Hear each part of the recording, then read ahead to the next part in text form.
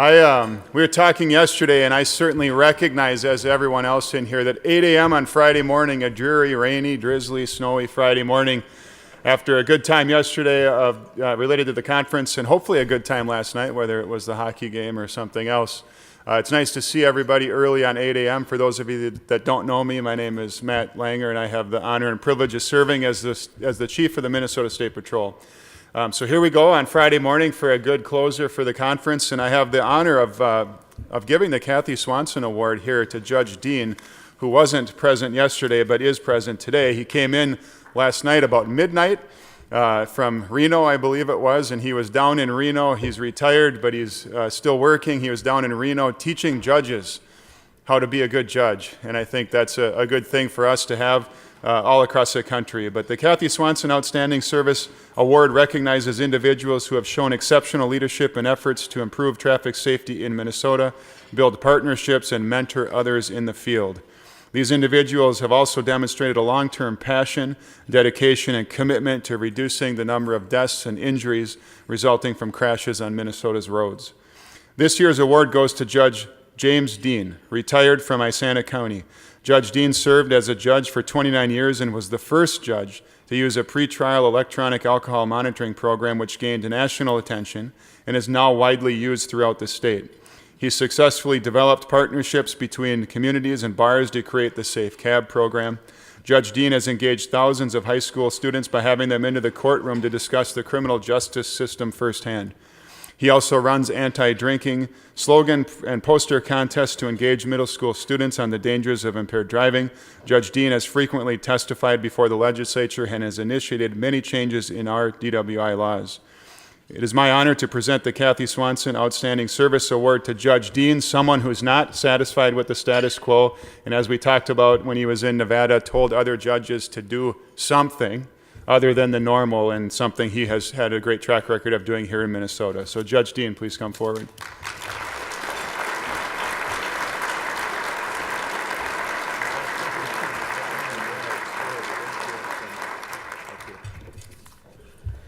Well, folks, what an honor to be here. And some of you maybe did not know Kathy Swanson. I did, and I had an opportunity to work with her years ago. What a giant in the industry, and in her drive for seat belting, and the work that she did with the Governor's Highway Safety Administration and other things like that. It was just an honor, and as we who know Kathy, she left us too early. She was it was very sad when her life ended in her work and her mission. But it's an honor, and I was surprised. And as Colonel Langer said, I got off the plane at quarter to midnight last night coming in from Reno, where I had an opportunity to address judges about programs that we've had an opportunity to start. I teach creative sentencing, have taught it for about 20 some plus years to judges all around the nation and out at college and in Minnesota. And I always start out with the idea of asking the question, what if versus what is? And I ask myself always, what is, and looking for the next right answer. And Kathy Swanson was somebody who always looked for the next right answer in her drive to get everybody seatbelted, and her drive to protect public safety, and that's what we do. If you've been here in the last couple of years, you've seen, you didn't see them this year, but you've seen little tabletop tents on your tables. I started a slogan contest back in 1999, a poster contest, and for kids from our area, and got a National Mad Award for it. Actually, 3 days before 9/11, I received it down in Dallas. But we shrunk it down to the tabletop tents, and I brought those tabletop tents down to out to Reno to the National College, and with the judges from the many states that I was teaching, they saw these tabletop tents and they asked questions. What is it? How do you do it? How do you put it together? How do you get middle school kids involved? And they carried the message. And we challenge these judges to develop an action plan, bring it back to their states, and one of the things they were grabbing on was, I can do the tabletop tent competition with my middle school kids. And so our hope is that the message of distracted driving, the message of don't drink and drive, will be passing and going throughout the nation. But it's an honor to receive this award. I am so privileged, and it's an honor to work with the wonderful people that I have over the years in this organization. Thank you so much.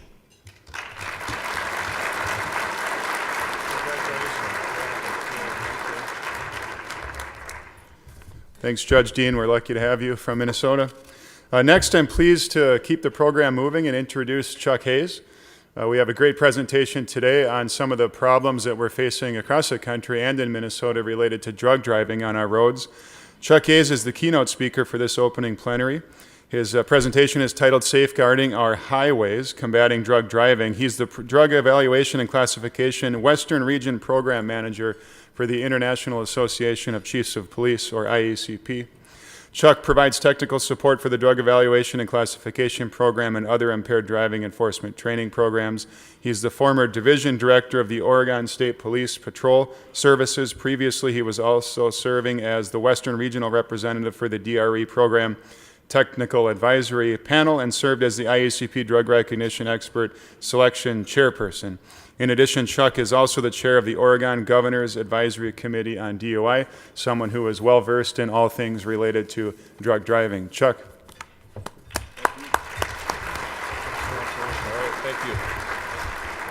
Thank you very much. So, number one, I'm just blessed to be here. Thank you very much for having me here in the state of Minnesota. And as you heard from the Colonel, I've been around for a while. Yep, I've been around the block a few times, and so I have an opportunity definitely to see a lot of changes when it comes to impaired driving, and especially now as we're talking about drug driving. And so obviously one of the themes of this conference with all you great people here is that we have got to figure out how we can better safeguard our highways from the impaired driver, and especially the highways because of the drug driver. And so I know it's affecting you here in Minnesota. I know that it's affecting your states, other neighbors. It's affecting me definitely in the state where I reside, even though I work for the International Association of Chiefs of Police and have done so since my retirement with the Oregon State Police. Well, we have seen a lot of things happen in my state of Oregon. And so we are one of those states that has legalized marijuana. And so I'm going to be talking a little bit about that today. And you're probably, okay, I'm tired of hearing about this legalization thing. But all I can tell you right now as I lead into that, and we talk more about that, is that in Oregon, we saw that legalization train on the tracks, and we saw it a long way out. And so we thought, okay, we can slow that train down. We can stop that train. And so we got everybody together and we started putting plans in place, and we had strategic plans in place. Well, guess what? That train ran right over the top of us. And so we didn't even slow it down a bit. And so all I'm doing as I go around and talking about drug driving, I want to keep that right there in the back of your mind. I want you to be thinking about that. And it sounds like some efforts are really going on right now in the state of Minnesota about that. So I'm going to take you a little bit back through the years here. So you'll see that very first date up there of 1910. I actually was not working for the Oregon State Police in 1910. Close, but some of the younger officers there thinking, you know what, okay, for 90-some years old, he doesn't look that bad. But I'll tell you, I do remember a lot of these things that happened when it comes to impaired driving in these years that are mentioned. And so we know that the first drunk driving arrest occurred in 1910 in New York City. And so, but here's what is really interesting. In 1930, the commissioner of the California Highway Patrol came out with a directive that made it to the media talking about the perils, I'm quoting the commissioner here, the perils of narcotic users that are using their highways and operating their highways. And so the commissioner at that time gave a recommendation and really a guidance to his officers and other officers in the state of California. We need to be looking for these people because they're causing problems on our highways in 1930. And so we didn't really think about drug driving in the 1930s, I don't think, because it was such a focus on alcohol at that time. Well, as we progressed, the 60s, that's when we started seeing, kind of the hippie movement and things like that. And so LSD and a lot of other drugs now are very popular. And so we started to see the emergence of those drugs onto the highway involved in a lot of our impaired driving incidents. And then along came the 70s. And so now I can remember that. I can remember the 70s. And so in the 70s, definitely we saw another emergence, and that was with prescription drugs. And so you don't have to go, if you listen to the 60s or the 70s radio, and so you'll still hear those songs about drug use in the 1960s and the 1970s. So when the Rolling Stones sing about, Mother's Little Helper, what are they talking about? They're talking about Valium. And so there were just a lot of other drugs during that time, that culture, that were really kind of centered around prescription drug abuse. And definitely they made its way onto our highways. So then as we progress into the 1980s, and so, 1982 is probably the year that will go down in the memory banks, the memory books, as really being one of the most progressive years we've ever had in this country when it comes to impaired driving. And that was President Reagan. And so also Mothers Against Drunk Driving had a huge impact on that as well. And so President Reagan actually formed a commission on drunk driving that came up with 39 recommendations during that year. And if you look at those 39 recommendations that are still there, well, many of those are in place today. Some of them are not. So I just want to keep that. I want you to think about that 1982 and what happened in 1982. Well, then in 2013, 2014, 2015, you can kind of see that we've had the emergence of a lot of other drugs. And so what used to be somewhat kind of easier because of the limited amount of drugs that we were dealing with our drug-impaired drivers, it has totally changed. And so we have now a changing of the landscape when it comes to impaired driving, and especially when it comes to drug driving. So when you think about drug driving, I think every one of us in this room would agree that it's probably an unrecognized problem. And so it is starting to get much more attention now as the years go by and the months go by especially. And so, but it has taken a long time for us to really understand, hey, we've got a drug driving problem in this country and we need to do something about it. And we should have done something about this years ago, and we haven't. So instead of us being in a proactive state, many of us are in the reactive state where we're trying to catch up to all the things that are going on. When it comes to the impact on highway safety, it's a guessing game. We got some good information that comes to us from NHTSA occasionally, the National Highway Traffic Safety Administration, maybe from the Governor's Highway Safety Association and groups like that, but we really don't know the true impact of what drug driving is doing to us on our highways. It's gaining more media attention, and rightfully so. But here's the thing about the media attention. It seems like that we don't get media attention when it comes to drug driving until something disastrous happens or somebody gets arrested for driving under the influence of drugs. And you don't have to go back in time to think about that, Tiger Woods in Florida. So when Tiger Woods in Florida got arrested for driving under the influence of drug, all of a sudden, drug driving became sexy again to the media. And so we were being bombarded about drug driving questions. Well, that has kind of died off again. So we need to renew those efforts as we can. And then we know that there's a lot of efforts going on throughout the world, really, when it comes to addressing drug driving now. And so you guys live close to the Canadian border. So you kind of have an idea what's happening up in Canada. They have legalized marijuana, and it's going to go legalized through the entire country. And they are scrambling big time to try to figure out just what to do about that. And so we're trying to help them as well. And then when you look at this changing landscape of drug driving, well, wow, potentially impairment-causing drugs, these PDIs, so potentially driver impairment drugs, these PDIs are just bombarding us. We cannot keep up with this. And so you could not only add the prescriptions and the over-the-counters in there, but then also we are being bombarded now with these new psychoactive substances, the NPSs as we call them.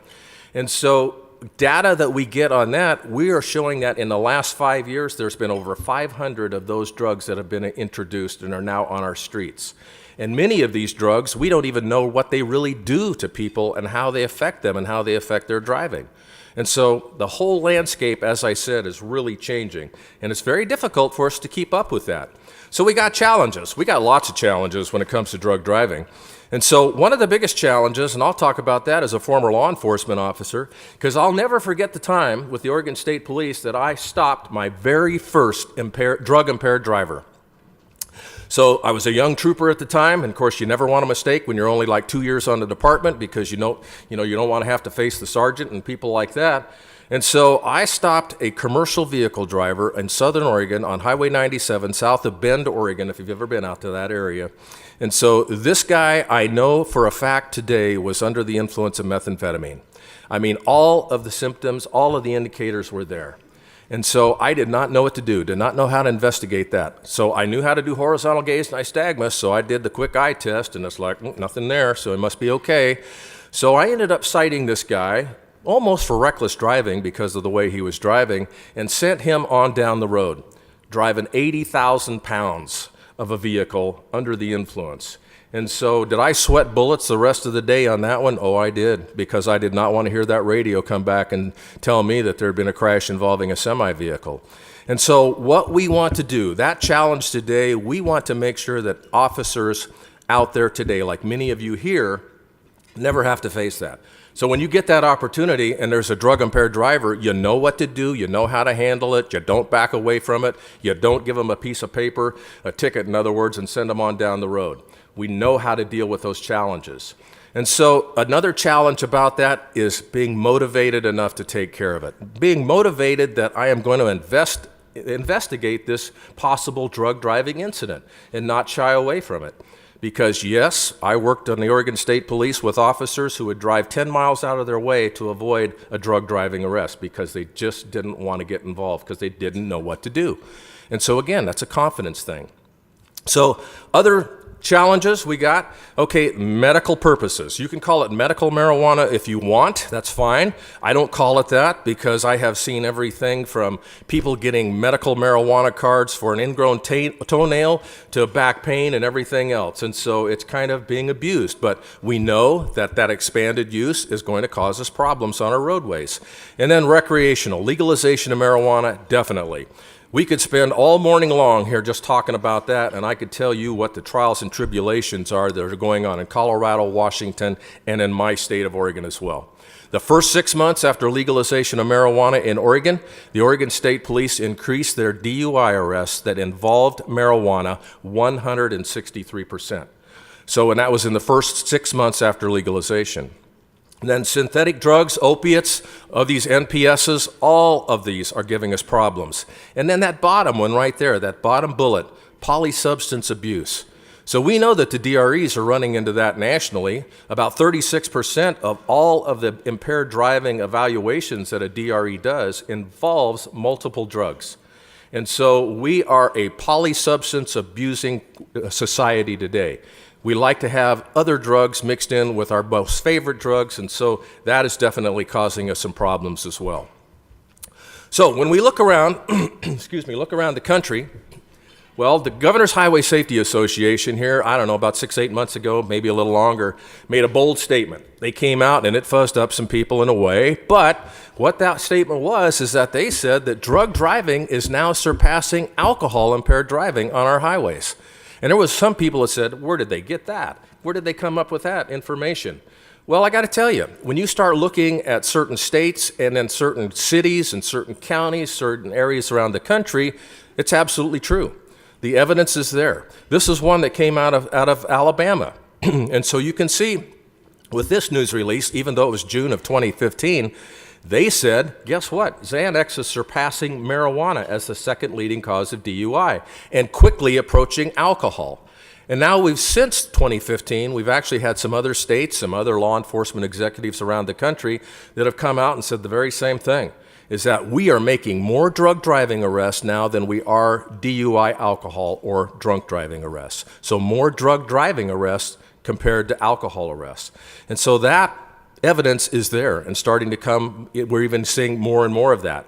And then when we talk about the opiates and dealing with heroin and the fentanyls and now all of these other that are synthetic types of fentanyls that are just bombarding us and especially making its way to our highways as well, Cincinnati, Ohio, the Ohio State Patrol does a great job of keeping data on this. I commend them for this because not only are they keeping data on how many of these arrests that they're making that involve heroin or fentanyl or some of those other substances, but they're also keeping track of how many times they have to administer Narcan to a suspected DUI driver that has overdosed on one of these drugs. And so We all need to be keeping track of that. I mean, that is something that we should be capturing in our data, because nobody really has a handle on that. Right now, with the International Association of Chiefs of Police, if I want that information, I can go to the Ohio State Patrol, or I can go to West Virginia, who's doing a good job of keeping track of that. But we do know that this is happening a lot. So we're starting to see more of that heroin making its way to the highways. And then West Virginia, Huntington, West Virginia, and this is my example of that, is that they are running into, and they are saying now 1 out of every 4 drivers that they arrest for driving under the influence of drugs in Huntington, West Virginia, it involves heroin, or it involves fentanyl, and it also involves them having to use Narcan on the driver to revive the driver. So when we think about another challenge for drug driving, I mean, is that something we ever thought we'd have to put into our toolkit as officers? So I go investigate the crash, I go investigate this person that's slumped over behind the wheel, sitting at an intersection or what have you. I got to bring him back to life before I can even do the investigation for DUI. And many officers are saying, you know what, I saved this guy's life, that's enough. And so they're not doing any further investigation. So I'm challenging you, if you ever get into those situations where you're using Narcan, well, Narcan only works for people that have overdosed on heroin or some of the other opiates. And so if you bring that person to life, then you have just given yourself the best piece of evidence ever that that person had been using heroin or some other opiate. And so we should be charging those people with driving under the influence and not just kind of washing our hands of it and letting it go. Because remember, there are people in this room. I know you're thinking this, and I think about it as the chair of the Governor's Association on DUI back in Oregon. We look at it from the treatment standpoint as well. So if we arrest somebody, we want them to go through the drug treatment program. And so we need to be able to think about that when we maybe make some of these life-saving things that we do with Narcan. As I said, drug driving crashes, it's on the increase. And so this is information that comes to us from the National Highway Traffic Safety Administration, and the numbers are going up and up. But I'll tell you, wouldn't it be just simple as this, if we could make a DUI-D, driving under the influence of drug arrest, if I could just hand somebody the old clipboard there and say, yeah, dude, I messed up on drugs, yes, no, and then take her from there. But no, can't do that. I mean, we are not to that point by any way, shape, or form. So when you look at the differences between drunk driving and drug driving, there are a lot of differences. And so I want to remind you, as you look at the differences on this slide, and talking about data and the use of the drivers and impairment and the crash risk and those kind of things, that column there on drunk driving compared to drug driving, well, the column on your right dealing with drunk driving, it took us about 20 or 30 years really to come up with that information. It took that long for us to look at what alcohol does to people and then come up with solutions to that, or some of the things that we have set in our laws and some of those areas as well. So if you can remember back with me, some of you have been around for a long time, there was a time when we had no blood alcohol concentration for drunk driving. That was before my time. When I came on the state police, it was 0.15. And so we operated with 0.15 BAC for a long time. And then we went to 0.10. And then we finally went to 0.08.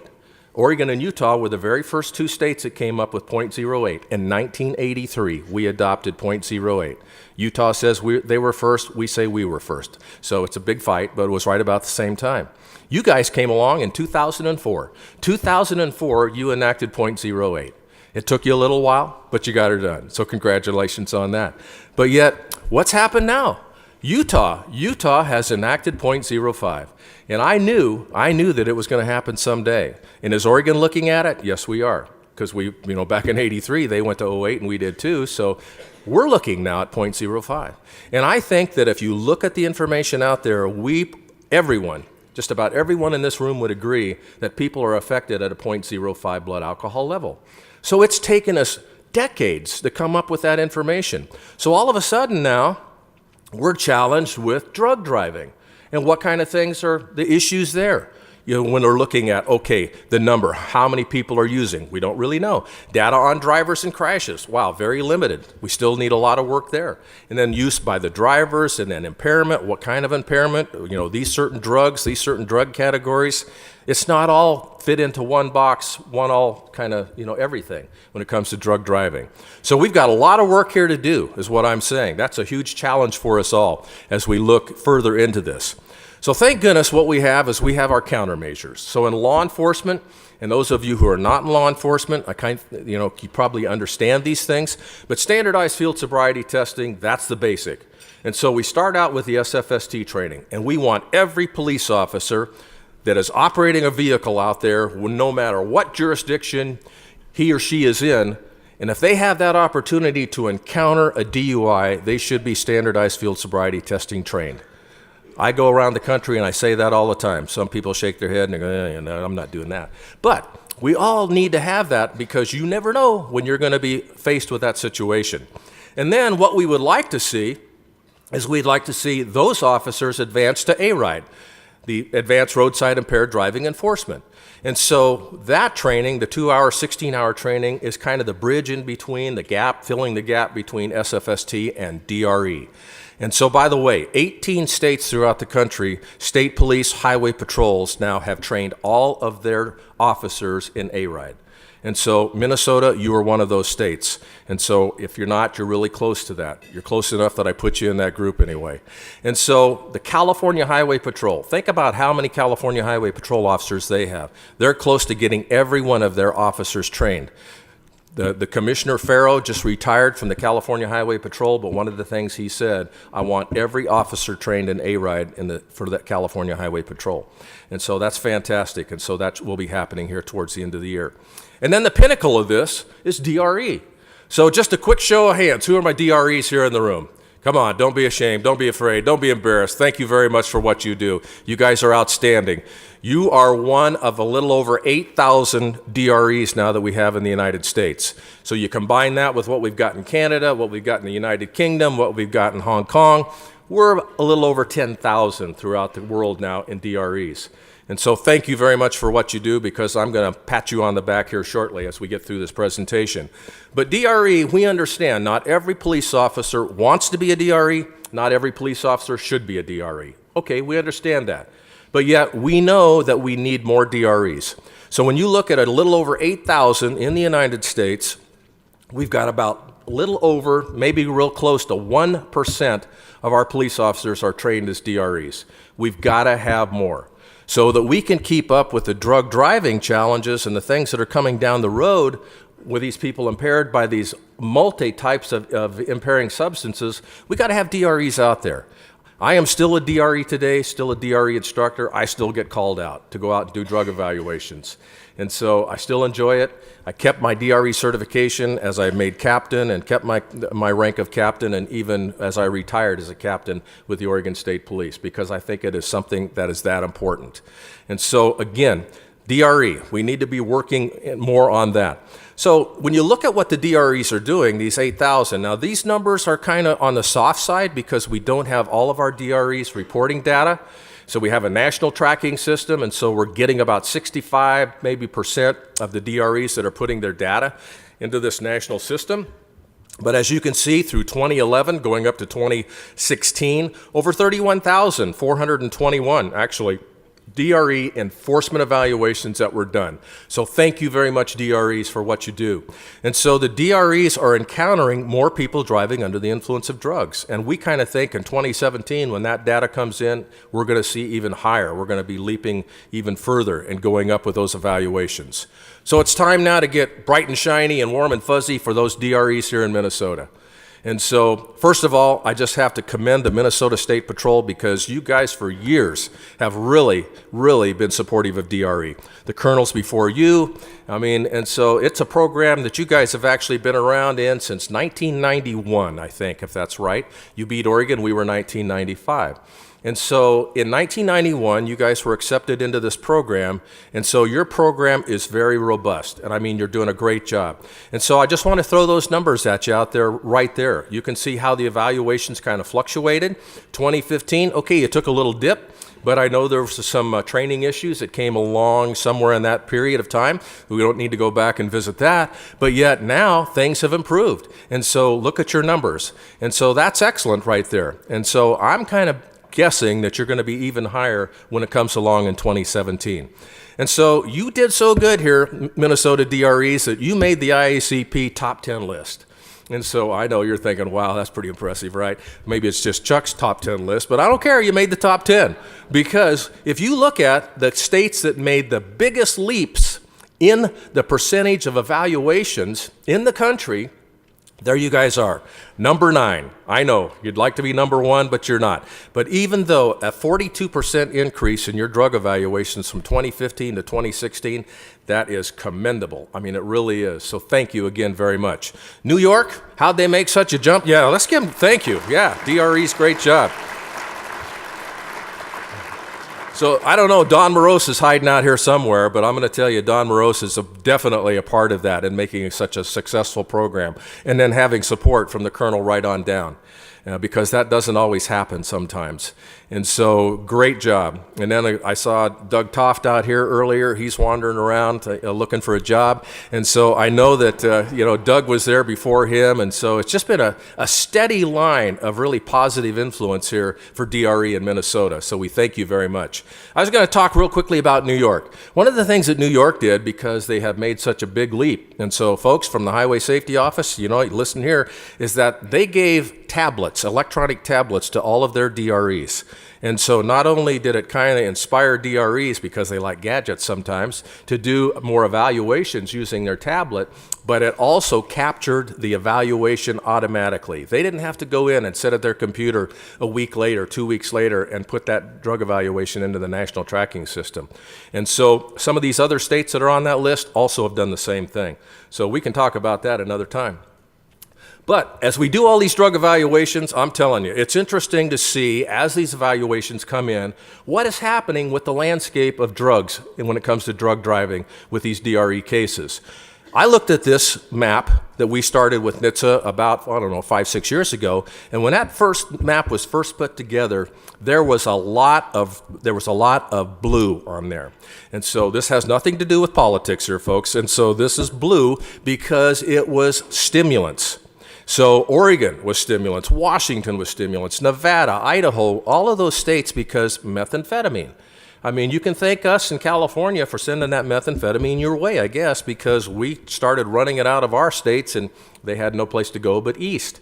And so stimulants was huge. But now, as we get into legalization, get closer to legalization, and all of this stuff about, okay, it's not really a drug, it's a medicine and doesn't hurt you, we're starting to see more and more green. And so the United States map now is getting to be greener and greener and greener. With the exception, look at the orange states. Those orange states, if you can't read it, narcotic analgesics. That's your heroin, your fentanyl, and those kind of things. And so, unfortunately, those states of West Virginia, Kentucky, Ohio, Pennsylvania, they're getting eaten up. And so I can tell you that even though Ohio right now is red today, showing that they're depressants, I'll bet you in the next map we do, they're going to be orange as well. And so those are two big issues, marijuana and these narcotic analgesics that we're dealing with. So I'm going to talk briefly about marijuana and driving. I could talk all morning on that one because this is what I get a chance to do. So I get a chance to talk about what kind of impact we're seeing with marijuana. Okay, first of all, everybody knows it's an old drug, been along for a long, long, long time. Back when I was a kid, it was called ditchweed. And so, people had ditchweed, and I couldn't tell the difference between ditchweed and alfalfa. It looked about the same to me. And so I think a lot of kids were smoking alfalfa thinking it was marijuana and, getting high or whatever. So some of them were still smoking bananas. Yes, remember that song from the 60s as well. And so, okay, so they were just looking for ways to get high. Back in those days, marijuana was 2%, 3% THC content? Wow. Now it is just skyrocketing. So as we sat here today, there's some entrepreneur, in Oregon that is trying to figure out a way that he can get or she can get her marijuana THC content even higher.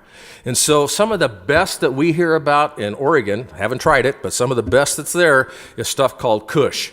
25% THC. And then there's one called train wreck, very popular in Oregon, train wreck. You walk in and I'd like to buy some train wreck. Okay, well, train wreck is about 23%. So prosecutors in the room, if you ever had a marijuana impaired driving case and the suspect admitted to smoking train wreck, wouldn't that be nice? That'd be kind of a good one to run past the jurors, about that one. So it's creating new challenges for us. I mean, we have got to figure out ways to understand and recognize impairment. Critical. And so if you haven't heard it, Massachusetts just had an adverse decision saying, you know what, police officers cannot come in and testify about marijuana impairment unless they're an expert in that area. Ouch. And so that means that officers that are trained in SFST, trained in A-RIDE, they're going to have to rely upon an expert to come in and testify about the impairing effects of marijuana. And I'm going to tell you, it's not rocket science. We can figure this out. We train DREs to be able to do that. I'm going to show you here a slide in just a minute, and you'll be trained on it. So you're going to be an expert. And so we need to figure out ways to make sure that we can get officers trained to recognize it. And then also, we've got to explore more methods when it comes to some of those oral testing devices, things that we can use at roadside. But I'm going to tell you right now, an oral testing swab or some sort of device at roadside does not replace a DRE. So don't think that I can buy 1,000 of these instruments and put them out into the hands of officers in Minnesota, Arizona, Oregon, wherever it might be, and I can cut back on DREs, because somebody still has to say they're impaired. Those devices are not going to show you that. They're just going to show you that the person has used. And so the thing that we hear with marijuana, and I love this one, it's like, okay, I always drive better when I'm stoned, dude. It's like usually they throw that dude in there, and at roadside, if that's 3 dudes that guy calls you, usually that's a pretty good indicator they're impaired. So throw that one in your book as well. Oh, that's the 3rd dude. Come on out of the car. We're going to have some fun here now. And so they think they're better drivers. My question to them is, who says you're a better driver? You? How about the guy that's next to you trying to worry about you not even maintaining your single lane of travel, that you're driving over the speed limit and doing all these other things? It's kind of like years ago. I was arresting DUIs, and I arrested a lot when I worked for the Oregon State Police. And I would have these people that would tell me, you know what, officer, I drive better after I've had 2 or 3 beers. I drive better after I've had a half a pint. Yeah, okay, so we had that same thing going on back in those days with drunk driving, and it's happening again today. So if we look at the data, and this is the data that the Governor's Highway Safety Association provided us, you look at these fatally injured, in other words, deaths on our highways, and the involvement of THC, you can see that line, and especially the green line with drugs, is going up. And we're starting to see just a little bit of a decline in alcohol, even though some recent numbers say that could be going back up there. So the people that are saying that they're better drivers and everybody should be driving around and have a little marijuana in their system, they're not getting the true facts. They're just living inside their own little world, as we know. So marijuana, as we can tell them, and they know this because, as I just talked about with these different strains, it's changed. So in the Woodstock era of 1973, okay, THC level pretty low, 3 to 5%. And now look at it, climbing well close to 30%. Oregon, we still have one of the highest ones on record where we actually tested some THC that was at 36%. So coming from Oregon. And then speaking of that Oregon marijuana, I just wanted to tell you, you can thank me later for this one, but a trooper made an interdiction stop in Southern Oregon just last week. 2 gentlemen on their way to Minnesota with 201 pounds of marijuana. And so they were coming here looking for a party, obviously. So you can thank us for that. We interdicted those guys, and they're in jail now, and didn't make it to Minnesota after all. But here's the chart.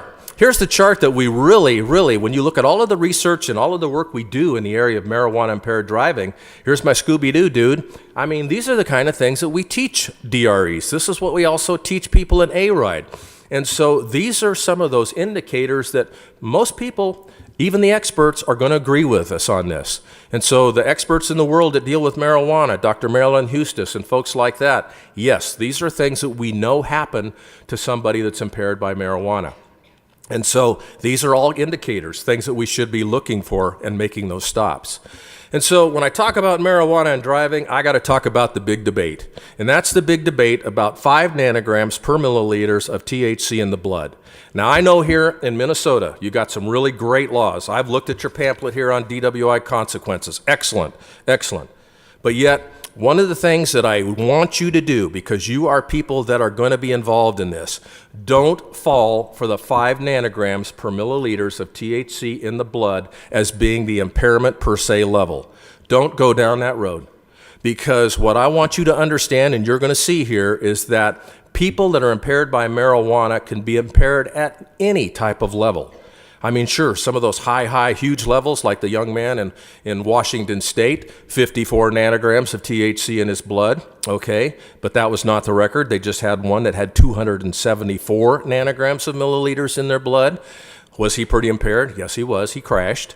And so we are seeing that that 5 nanograms is not a standard that we should be supporting. And so more and more groups are coming on board with that because we know the research is not there. The science is not there. So here's a study. You might recognize that third name on there. So I had I was blessed to be able to participate in the study with these great people. And what we did is we looked at 302 DRE evaluations where blood was drawn. And the only drug that was detected in that blood was cannabis, was THC.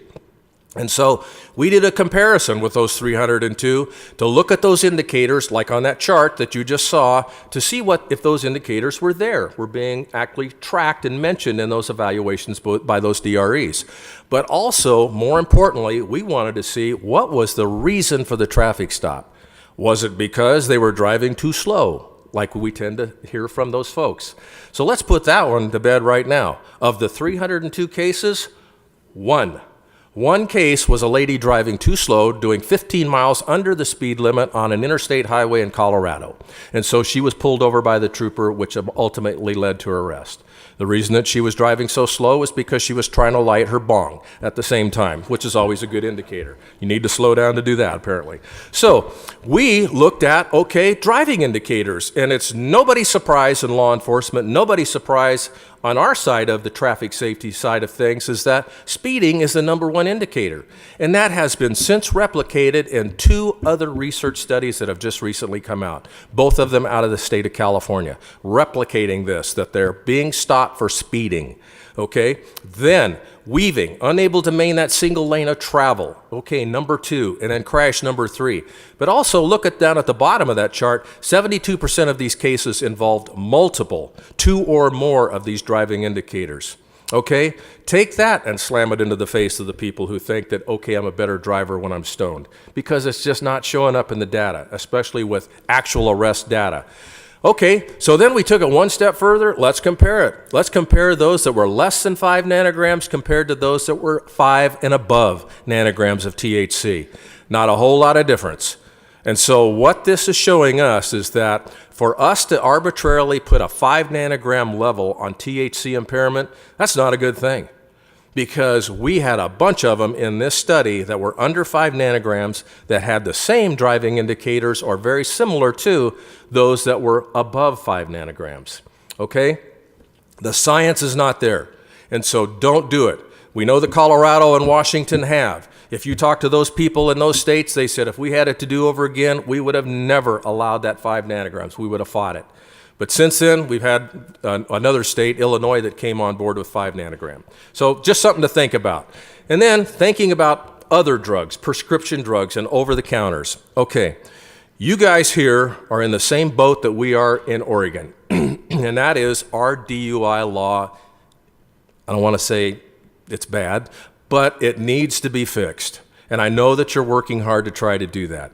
In Oregon, for DUI, it is alcohol, controlled substance, inhalants. And we have a list of inhalants in our law. It's about 20 long. We have tried and tried and tried, and so me as the chair of the Governor's Advisory Committee on DUI in Oregon, we thought we had it. We were so close about 4 or 5 months ago of finally passing any impairing substance or any drug that causes impairment. So we were almost there. You guys at least have a hazardous drug, I think, in your statute.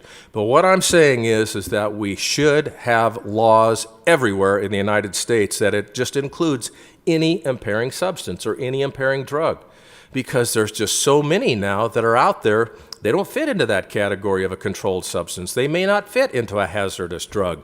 And so these people are walking. They're getting away with driving under the influence. In Oregon, we have a problem with people like to use diphenhydramine, and so something that we see in a lot of the cough medicines and things like that.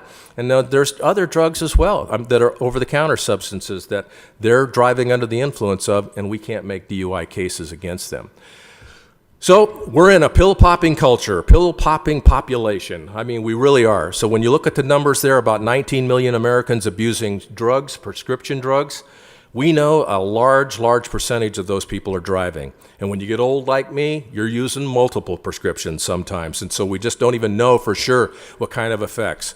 But as I said earlier, when Tiger Woods got arrested for driving under the influence of prescription drugs, even though somehow some THC wound up in his blood as well, not sure how that got there, but yet you'll see Xanax. So alprazolam, that drug right there, one of the number one abused prescription drugs that we have when it comes to driving under the influence, Vicodin, Dilaudid, and then Ambien, so the sleeping pill as well. And so that brought a lot of attention. And I can tell you this about Tiger Woods, even though he was pretty messed up and you saw the videos, he has been very good about this whole thing, recognizing I made a fact, I need to get some treatment, even praising the law enforcement officers who handled that case. So he's been a very good ambassador from that standpoint when it comes to drug driving. So what we've got to do is we've got to figure out these common prescription drugs and DUIs, and we got to figure those things out and get a better handle as to how they impair people's ability to operate a vehicle safely. So a lot more research has to be done in those areas because some of these drugs we're not sure about. You know, we're not actually sure as to what kind of driving problems they may cause. And then getting back to the heroin and the narcotics that are on the highways as well. Heroin, I can remember when I was going through DRE training, and then we in Portland, we're one of the big heroin capitals of Interstate 5. So it's Vancouver, BC, Seattle, Portland, then it goes on down into California. Most of our heroin users were those backwoods back in the alleyway. We didn't see them out on the roads like we do today.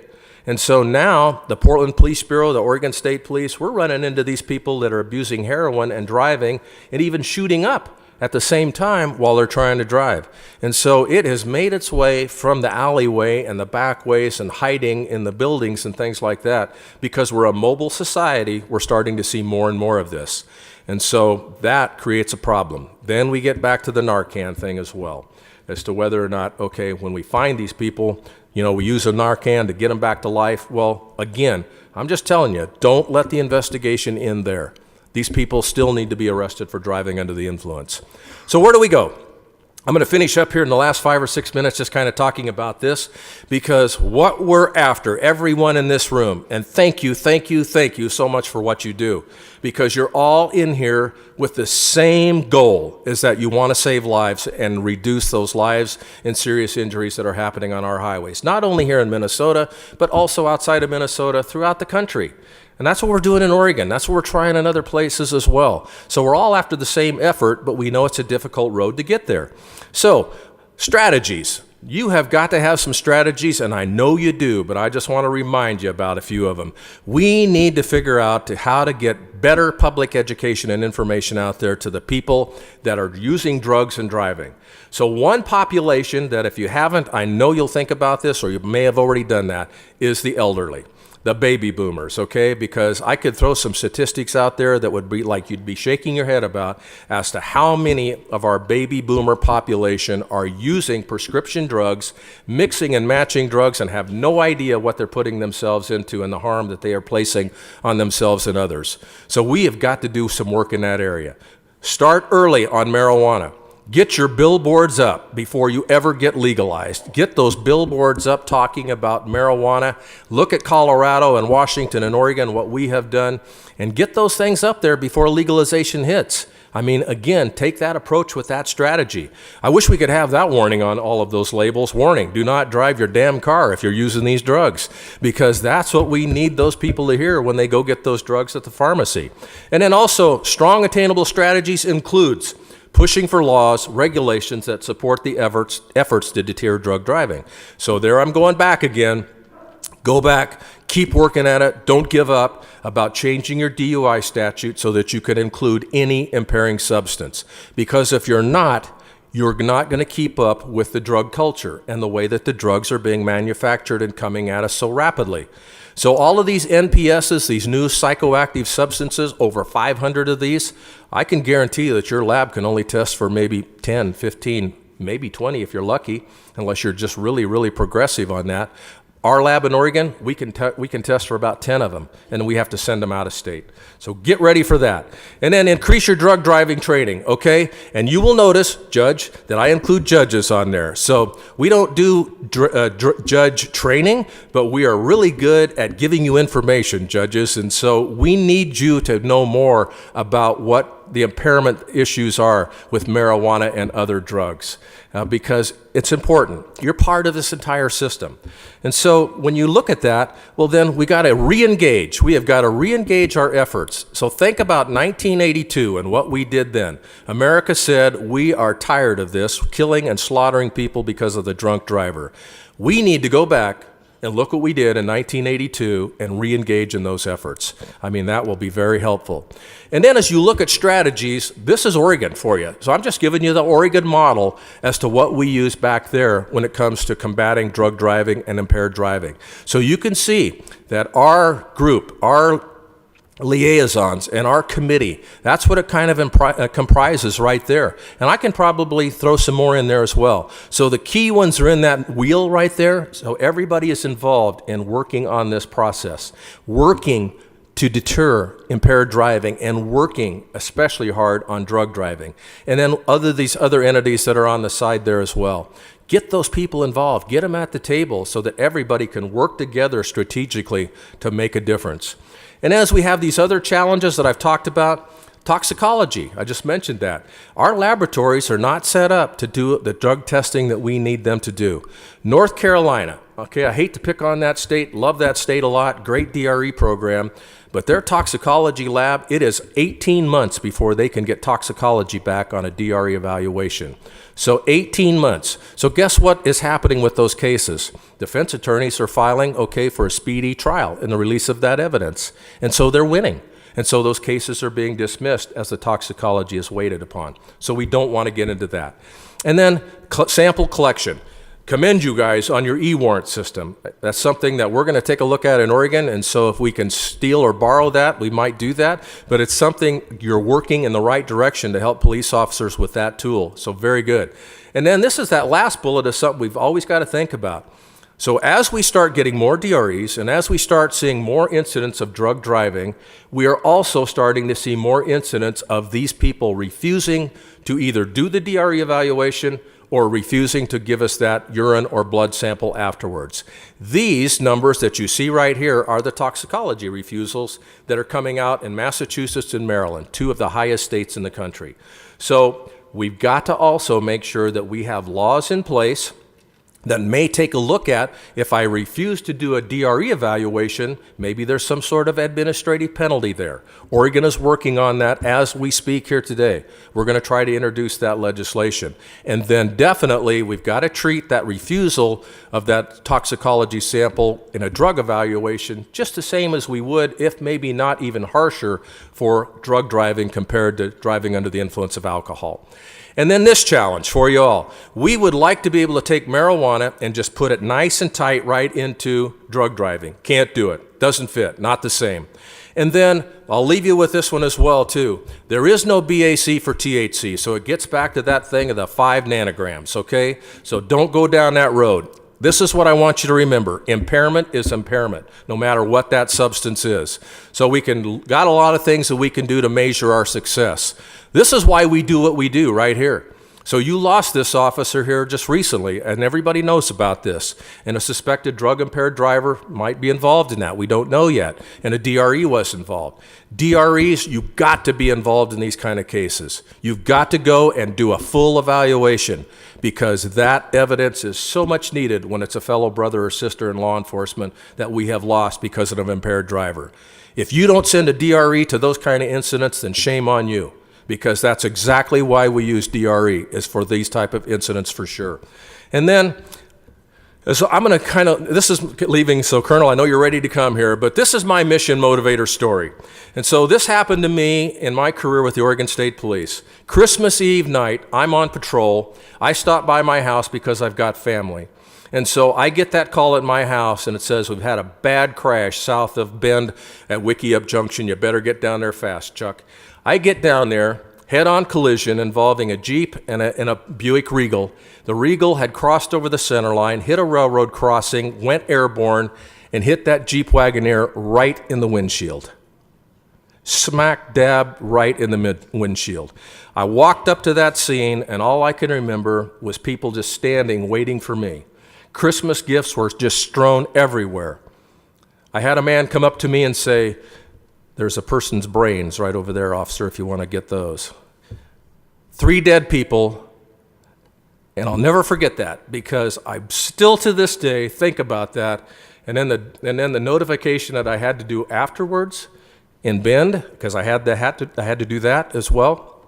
The driver of that vehicle, marijuana and a blood alcohol level that was a 0.17. Crossed over the center line. He was supposed to be in Seattle, Washington, so he was like 200 miles off where he should have been. I always think back, if I would have been on the road, not at my family, visiting with my family, taking a dinner break, if I'd have been on the road, I could have maybe saved 3 lives. So I want you to think about that. That's what you do. That's what you're out there for. Be motivated. Get out there and get the impaired driver, get the drug-impaired driver, so that you don't have to have this kind of thing in my closet that I think about from time to time. So thank you very much. There's my contact information. I'm so happy, so blessed to be here with you all. Thank you.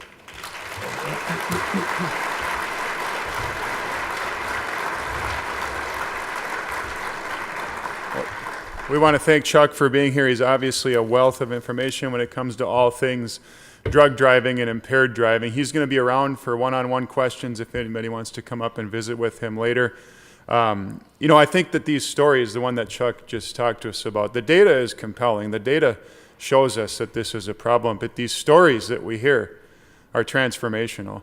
These stories that we hear are the ones that really make a difference, both with us in law enforcement, with EMS, with engineering, with education, and with everyone else, and with the public. And we get an opportunity today to hear about another one of these stories. It's a video produced by the Department of Public Safety. The State Patrol was involved in this crash, as were many others. But it's a story. You get to meet a family that's now torn apart. But I think it's a great story to be transformational, to show us what we do and why we do it. You'll get to meet Evelyn, Wyatt, Lillian, Matt, and Lindsay. And so without further ado, I want to play this video. It's about 6 minutes long, 6.5 minutes long. I know we're running a little bit late, but we'll be right on track and we'll be fine. Take a deep breath after all you heard Chuck talk about and just listen to this story.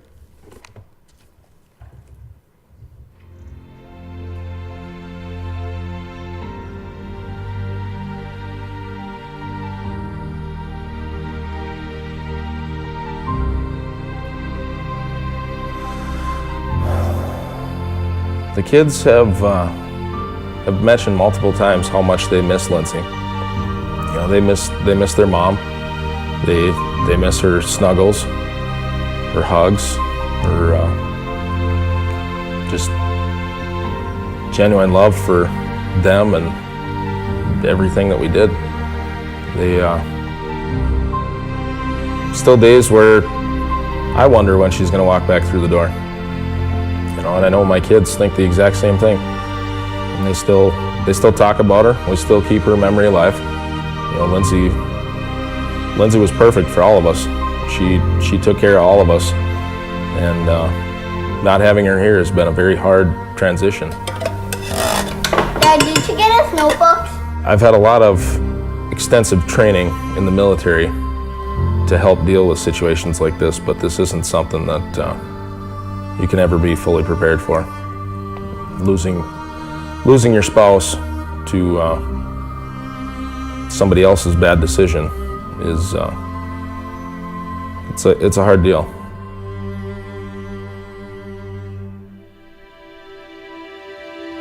And I arrived home, started picking some stuff up, thinking about what we were gonna have for dinner, and it started getting kind of late, and I realized that, okay, just picking the kids up from daycare, So I texted her, called her, couldn't get her to, respond back at all. And with that, I saw something on Facebook that there was a crash in Foley. 154, I need you to respond to Foley. I had a bad feeling and started driving towards town. Highway 23 and 11th Avenue. And I got there, and Both lanes will be blocked. on scene, I couldn't see anything. I didn't know what was going on. Rick, did you copy there's going to be extrication involved and also children? I had to get a hold of State Patrol. I'm going to have you go priority 1. I was told that Lindsay and the kids had been involved in a crash, Copy, responding priority 1 to a motor vehicle accident.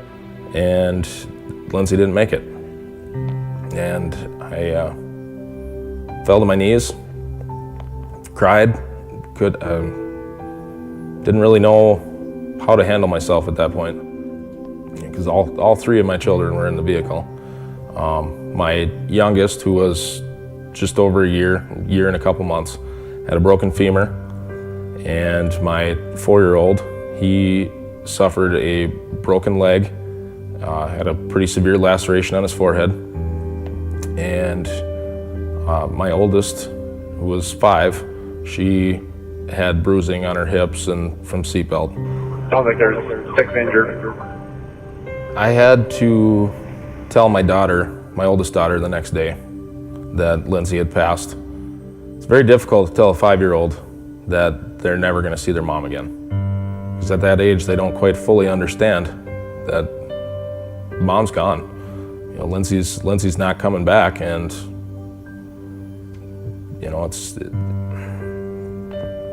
it's very hard, and it still comes up. It was 6 o'clock at night, so at first I didn't think there's no way somebody's impaired, but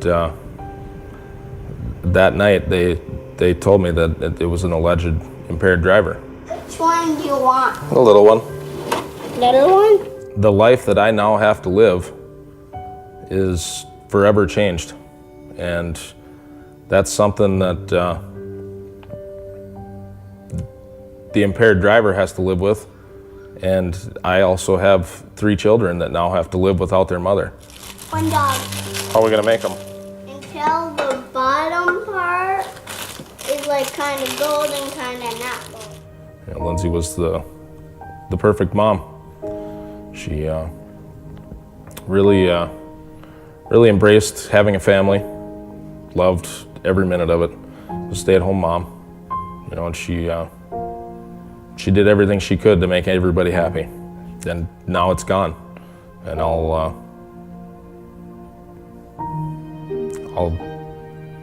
never see her again. Nice job, buddy. Bumpy road. As a member of the National Guard, there's the phrase in our resiliency training that you got to hunt the good stuff. Hold my hand. And Okay. from the moment I found out, I've been trying to hunt for any kind of good that I could find in this situation. And Lindsay and I had always said that if something was to ever happen, that we'd hoped it would be one of us and our kids would survive whatever happened. Dad, high five my foot again. And I'm very grateful that there was people on scene right away to get the kids out of there and do the best that they could till emergency services arrived. If you Is this fun? have a couple drinks, make that phone call.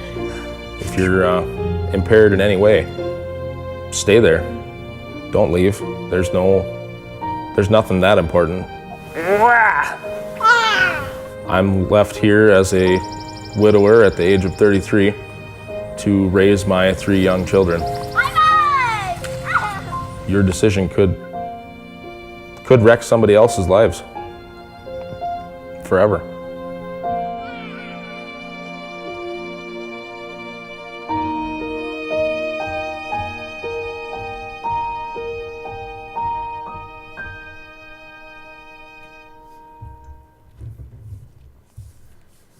So I anticipated the room would feel like this. What a powerful story. It's transformational. And we all have these stories, and they happen all too often on our roads. But I often think, too, about how fortunate we are to be in this room gathered together, and how fortunate we are to be working in a profession, whether it's any of the 4 E's or everyone else. How fortunate we are to be working in a profession that has such deep meaning, where we can go out and make a difference. Because every time an impaired driver is arrested and goes to jail, someone like Lindsay is probably alive.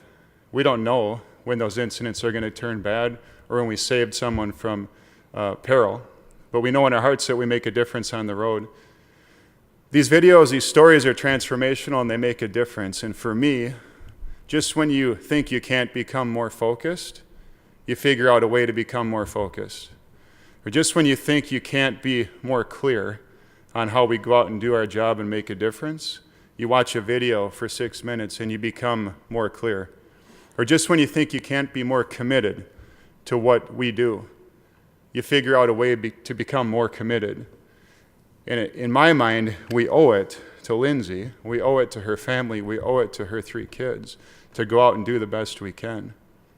I had the opportunity to speak to Matt a day or 2 after the crash on the phone. He was doing amazingly well, somehow.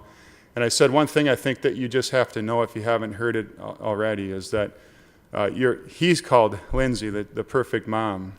And she was, because she picked her kids up at daycare and she put those 3 kids in their car seats, booster seats, infant seat, flawlessly, textbook. And there's no doubt with the impact that they sustained that's a great reason why they're still alive today and doing fairly well physically. So a lot of good can come out of this story. It's tragic for Lindsay, but it should be transformational for the public when they watch it. It should be transformational for us as we think about what happened to Lindsay and her family in our work. And we think about how many times something like this is prevented on our roads as we really search to hunt the good, as Matt said. So I hope that this video leaves you feeling transformed, leaves you feeling energized. Yes, it's tragic. Yes, it's sad, but we go out and we make something good out of it. We go out and make a difference for Lindsay and her family. I hope you enjoyed this conference. I hope you enjoyed everything that St. Paul had to offer. Next year, we're in Mankato for the TZD conference, October 23rd and 24th. You know, there's about 30 people that are involved in putting this conference on. Katie Kirk, where are you? Somewhere, Katie, in the back. Round of applause for Katie.